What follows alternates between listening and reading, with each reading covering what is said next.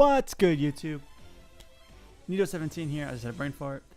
Back here with another video today. So we're going to be talking about legendary Pokemon. Now, before I get started the video, hit that thumbs up button, like, subscribe, and share this video so we can grow the Nido squad. Shooting for 25 likes, that'd be greatly appreciated. For the next video should be on Saturday, so I'll record tomorrow and have the next video posted on Saturday. Let me know what you guys want me to talk about. Let me know some ideas you may have, and we can delve into some different discussions. But today, legendary Pokemon. So that's probably the biggest thing I've been thinking about, because when I saw the initial trailer, I was like, okay, we have Pokemon Let's Go, we have Pokemon Go. Totally get the concept, I totally get the idea. I really didn't have too many questions about how the game's gonna work. I figured, okay, you replace wild battles with catching Pokemon, you get experience from catching Pokemon. Easy insertion to make, right? I haven't really had too many questions about the game, honestly, other than legendary Pokemon, because legendary Pokemon, especially for Kanto, are extremely important, because if we're playing off the nostalgia thing, then it goes all the way back 20 years ago, or whatever it is, for the original games, and those were by far like the most important legendary Pokemon encounters for a lot of people, including myself. When I ran into Articuno for the first time by accident, I just thought I was in some freaking cave, lost as shit. I was like, where am I? Like crickets. So, and then obviously I'm going through and I run into Articuno. As a kid, that shit was super confusing. I'd have my friend's brother get me through Seafoam Island. Like, I was lost. That was Pokemon Red, I think. But nonetheless, it's an interesting thing. So one of the key things I want to talk about, obviously, with legendary Pokemon is battling them. But before I get into battling, I do want to mention there has been zero confirmation on what legendary Pokemon from the Pokemon Company or from Game Freak will be in this game. The Pokemon Let's Go series is based off of, or inspired off of, Pokemon Yellow. It's not a direct remake. It is not a reboot. So it's safe to say Articuno, Moltres, Zapdos, and Mewtwo will be in the game. As we've seen with Moltres, we've actually even seen Zapdos too. I don't think we've seen Articuno. But the thing that's got me a little hesitant to officially say we will see these Pokemon is because, in the wild, is because I think we may see more. I think with it being a more modern Pokemon game, they may allow us to travel in the post game. They maybe allow us to do a lot of things in the post game now that this game is on the Nintendo Switch. So I think that's a big important thing to remember. I'm like 99% sure the 4 legendaries, the 3 birds of Mewtwo will be readily available as normal. Maybe different locations and things like that, but we don't know if there's going to be extras. So disclaimer, I'm just going to be covering the ones we can pretty much assume will be in the game. So Articuno is found in the Seafoam Islands, Zapdos is found in the Power Plant, Moltres in the original games is founded in Victory Road, and then in Fire Red Leaf Green is founded in the Seppi Islands, which has also been discussed as a post-game area to visit, but we won't get into that right now. So I wanted to throw that out there first. So the second thing is, or really the first thing, is by far how we will battle them. So we've seen the cutscene with Mewtwo. I actually have it pulled up right here. I have the sound muted and everything. So we have the cutscene. The kid's here. He's playing this game, and they're in Cerulean Cave, which looks amazing, by the way. I mean, look at the crystals and stuff. It really looks really, really good. And we have this awesome cutscene. Like, the trainer's there. The Pikachu's. He looks like he's taking a massive shit right now. But anyways, so we have the trainer here facing Mewtwo. And Mewtwo's ready to go.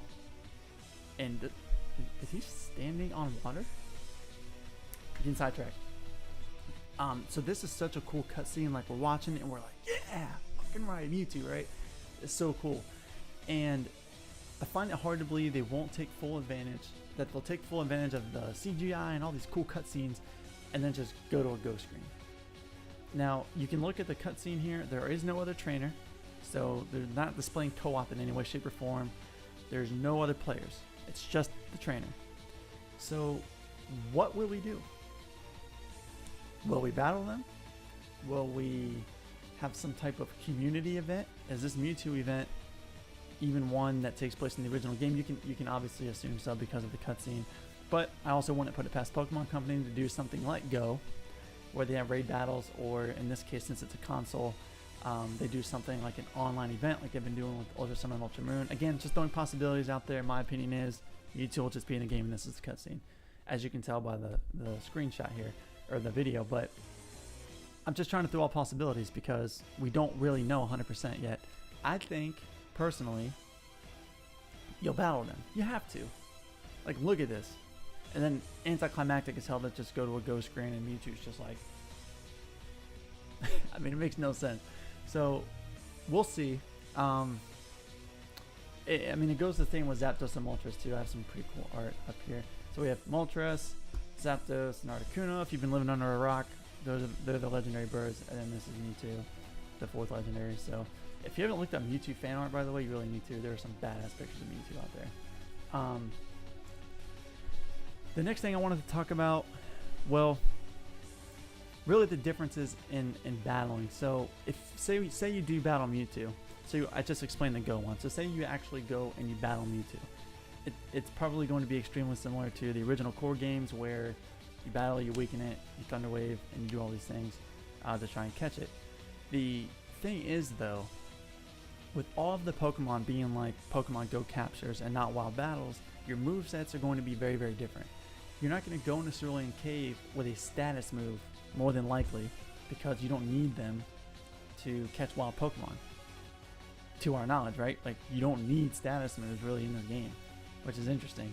So it kind of begs the question, if you battle them, it's going to be incredibly difficult because more than likely you will not have a status move, and at that point you're chucking. I mean, would it be easy enough? I mean, your PC's mobile now, so would it be easy enough to just go in your box or move to your Pikachu and Thunder Wave and then go fight Mewtwo? Yes, it would be.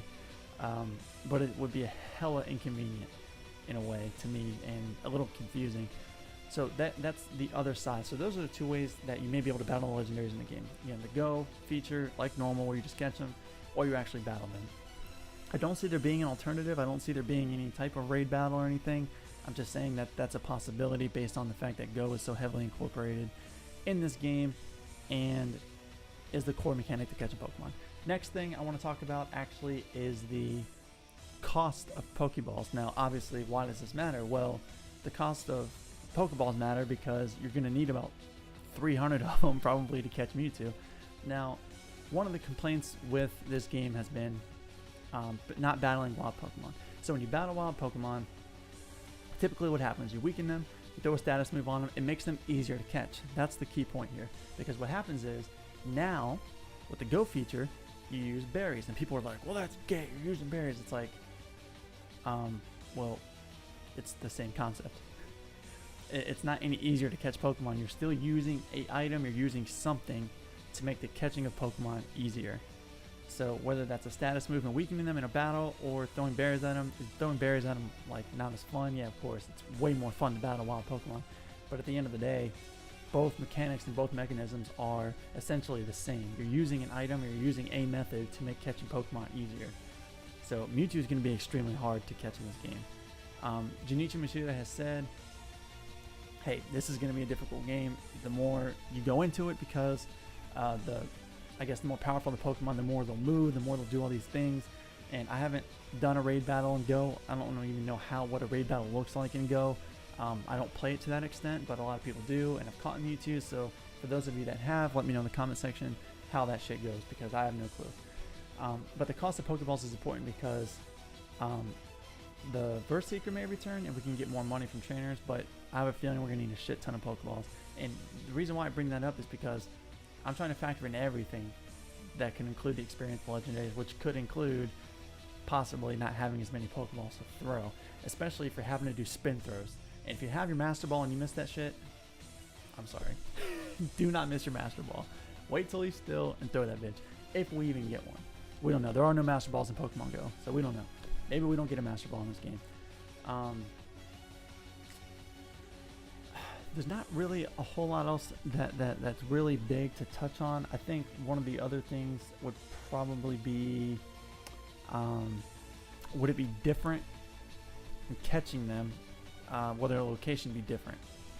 Will we find these Pokemon in the exact same locations? Will they be roaming? Will the legendary birds be roaming? They've done it before with Pokemon X and Y. So they could incorporate Moltres, Zapdos, and Articuno in a way that fits the Go feature better. Maybe it's not this cutscene with the 3 birds. Obviously, there's with Mewtwo, and you can see he's in the cave. But it may not be that way with the birds, and they may find it fitting, more fitting for this generation in this game to have them roam, and that maybe that caters to the Pokemon Go feature more. And they're not going to do that with Mewtwo because it's an iconic encounter. Like Mewtwo is like, this encounter right here is like historic. So it's natural for them not to change it, but they could with the legendary birds. And again, is that likely? Probably not. Will their movesets change? Possibly. It looks like that's going to be something that's heavily incorporated. What level you encounter them and things like that. In the original games, you encountered Articuno, Zapdos, and Moltres at level 50, and then you encountered Mewtwo at level 70. Now the interesting thing going in the Cerulean Cave and fighting Mewtwo was you found a bunch of level 65 Pokemon around. It was actually pretty hard to navigate through that cave, even if you beat the Elite Four. You ran into wild Raichu, you ran into all these wild Pokemon. Of course, the advantage now is you have wild Pokemon.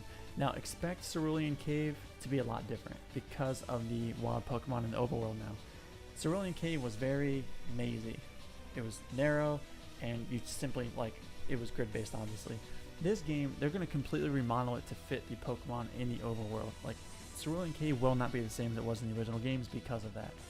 Otherwise, you can't avoid them.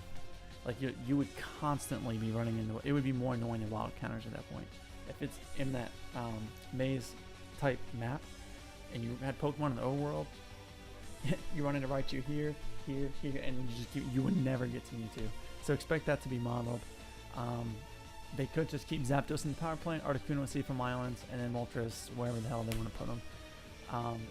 But I mean, that's really all that I have for legendary Pokemon. Let me know what you guys' thoughts are on how the hell we're going to catch these things, because since we can't battle wild Pokemon, the saving grace to that feature not being in this game will be to battle the wild Pokemon that are legendary. It just makes sense to me. Again though, it's kind of anticlimactic if you can just transfer your Moltres, Articuno, and Zapdos over and get them that way. But it rewards the Pokemon Go players. Like, if you've been hammering Pokemon Go since the start, you earn the right to do that. Is the way I see it. So I'm not going to hate, but I will not be using Pokemon Go to transfer Pokemon over. I'm just going to trade with you guys on Twitter and interact that way. But yeah, that's pretty much all that I have for legendaries, and it's going to be a crazy unique thing. I feel like Game Freak is going to change it up a little bit. Whether that's good or bad, we don't know, but it's something that's really been on my mind about this game, and it's just one of those things we'll have to wait and see. So again, if you guys like this video, please like and subscribe, share this video. I greatly appreciate all your support. Follow me on Twitter at Nito17, and the next video will be up on Saturday. Until next time, guys, thank you very much for your support. I'm out. Deuces.